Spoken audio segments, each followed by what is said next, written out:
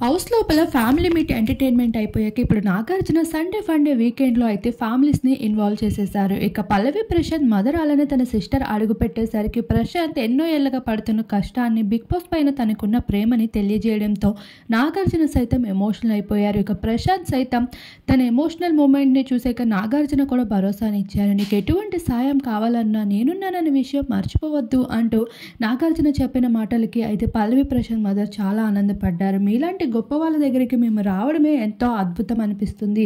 అటువంటిది అన్నపూర్ణ స్టూడియో లోపలికి రావడం, మీలాంటి వాళ్ళతో కలవడం ఇవన్నీ నా కొడుకు వల్లే సాధ్యమైంది అంటూ చాలా బాధపడుతూ ఉండగా, అమ్మ ఇది ఏడవలసిన మూమెంట్ కాదు, మనం ఎంజాయ్ చేయాల్సిన మూమెంట్ అంటూ ప్రశాంత్తో పాటు శివాజీ వారందరూ నవ్వించేశారు.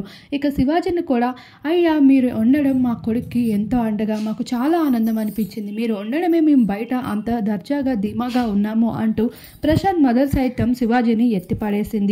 అలా ఈ ఫ్యామిలీ మీట్ మరింత ఎమోషనల్గా నడిచేసింది ప్రశాంత్తో.